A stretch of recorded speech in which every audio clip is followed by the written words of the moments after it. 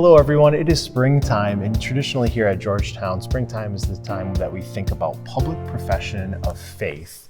And public profession of faith here is often tied with this idea of going public. This is how we've done it throughout the years, and it's looked like slightly different things throughout the years.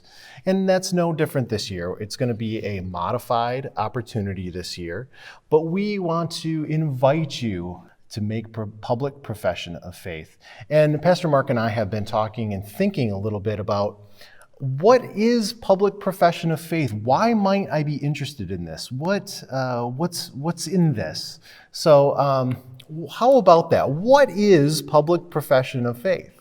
Well, for years, it's meant a number of different things, as many of us have known that. And from the last decade or two, our denomination has been encouraging us to encourage children at a much younger age to make public profession of faith. At Georgetown, we're trying to make public profession of faith part of a lifestyle of from cradle to grave. How can we be living out our faith and articulating it with one another by giving testimony, by telling the stories of what God has done and what God is doing in our lives. So at a much earlier age now, programmatically through the Going Public program, we have been trying to create a lane in which people can say, I either want to know more about that, or I would like to have conversations with my kids, or maybe I didn't make profession of faith years ago and I'm feeling more ripe for that. Yeah. And this is our programmatic way of trying to say, let's make sure every year in the calendar we make a slot for this. And this year, because of people's busy schedules, because of COVID precautions,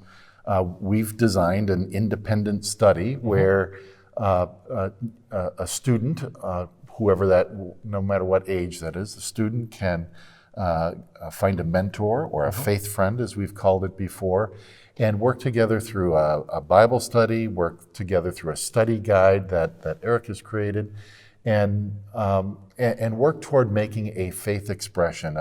What's your faith story, and how do you pull that together? What are the elements that you want to include so that this can be voiced publicly in worship?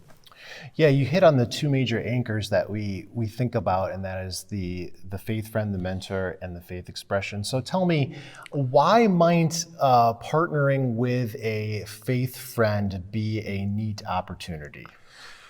Well, we've been calling this an independent study, but I guess in the sense it's really not. Right. It's a companion, together study. It's a companion study. Yeah. But you're not having to try and reserve one particular date, one retreat date, and you know this better than I did. The challenge of people's busy schedules in the spring and people who were not able to make that date or make a particular profession day.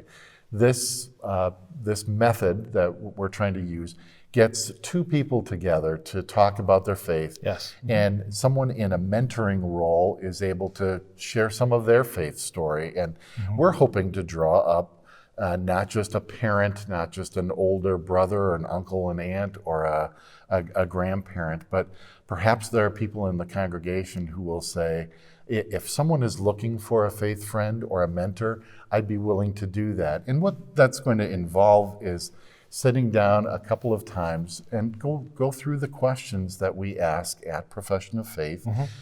Take a Bible study approach, a casual approach that could be over coffee or a soda. It could be a couple of Saturdays. You get to decide how to go through that guide. Yep. I want to talk maybe a little bit more about the essence of profession of faith. You know, there's been different stressors about what this is throughout the years. You might hear your grandparents or parents even talking about profession of faith was kind of this capstone to the completion of studying the catechism. And that was a good practice. When I did profession of faith, it was kind of this kind of coming of age. I did it as a high schooler, and that was fine, and that was good for me too. We talked a little bit about here at Georgetown. It was an opportunity, sometimes as a student to do this. But I think the thread through all of these different conceptualizations of profession of faith is you're claiming the promises that Jesus is offering. And we, Pastor Jack always liked to say, we are completing our baptism. There's different conceptualizations, but basically you're saying the life of Jesus is something that I want to claim, and I want to embrace those promises and live it out in my life and do so with the church. And I think there are different ways of marking that as a milestone. We've talked about those moments in our own lives where we've wanted to take off the old and put on the new, Colossians 3 kind of language, dressing ourselves in the attitude and in the behavior of Jesus. That's something that we can and should be doing at all ages, of course. But this is a milestone event, and you and many of the teens have heard me talk about this for years, but when I was 12, I wanted to make profession of faith, and my church wouldn't allow it. You had to be 18. You had to graduate from catechism. And for me, that by the time I was 18, I wasn't so sure. And it wasn't until I was about 21 that I made profession of faith. So we want to send a word of encouragement, not just to the kids, but to people of all ages, that this is an opportunity in which to articulate and express your faith. That's right. And like Pastor Mark said, there's going to be a curriculum that you can work through with your faith friend. You do not need our assent or approval or organization to start with your faith friend. You can already just kind of make connections with that. The other thing that I think I want to just talk a little bit about is there's going to be kind of a capstone dinner elder conversation time, and this will take place at a local venue that's really nice at a barn, but the elders will have time with you for some conversation, and that's important to be able to connect with them and let them hear your story. Your story is important to your family and to our church family. And we don't want to communicate any urgency to this. No. Having said that, April is really going to be the ideal month to run through this curriculum with your son or daughter or you yourself. And it's the first week of May that capstone dinner is May 5 is going to take place. Now, following that, Eric and Katie have reserved 2 worship service dates. One in June 6th, and I'm going off the top of my head, middle of May. Middle of May. May teens. Yeah, the week after Mother's Day. Thank you. Think. Yes. So whatever that is. So those dates are already pre-reserved for some professions of faith, and of course, if you're not able to find yourself working within that, we'll work with you, because this is important in our life of faith together. But again, this is our programmed attempt at creating a lane for people to get on the highway and join us for public profession of faith.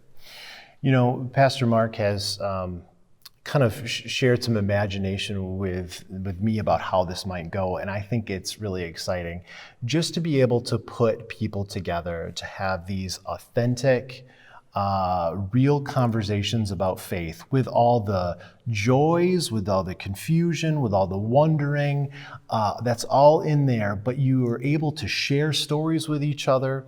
Think about the ways in which God has formed your faith throughout the years, the important experiences in your life, and that kind of all becomes part of the conversations that you might have and part of the going public experience.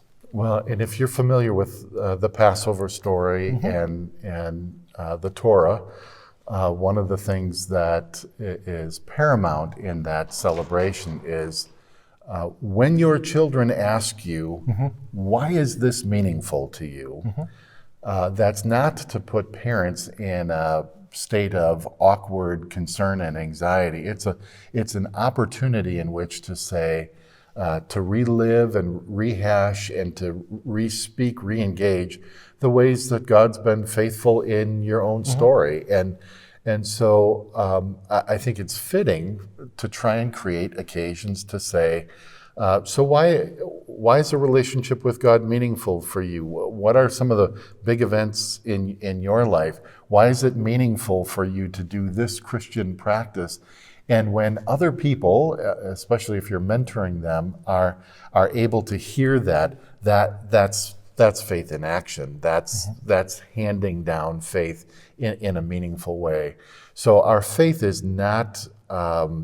It's not just ascribing to a certain set of facts or beliefs, but our faith is how we make meaning of our lives. What is my relationship with God, Father, Son, and Holy Spirit, looking like in my life? And when we can have those kind of conversations with one another, all of us grow as mentor and mentee.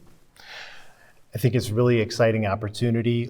We've talked a little bit about conceptually how we're imagining this, but I just want to hit some particulars again.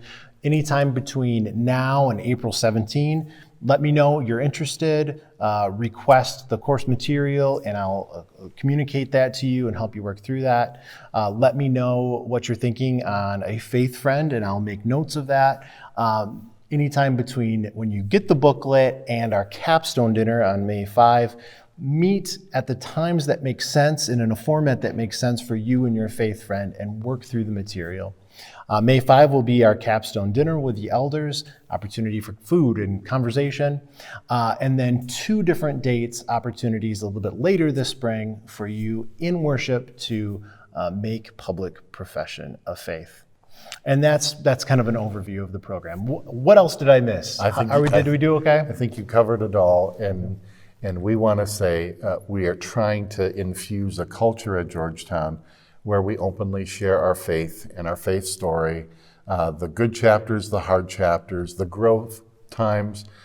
These are the things, it's the stories of the people of God, the experiences of the Spirit of God that keep us moving forward. And this is our way of trying to make a place for those things to be formally told. Yep.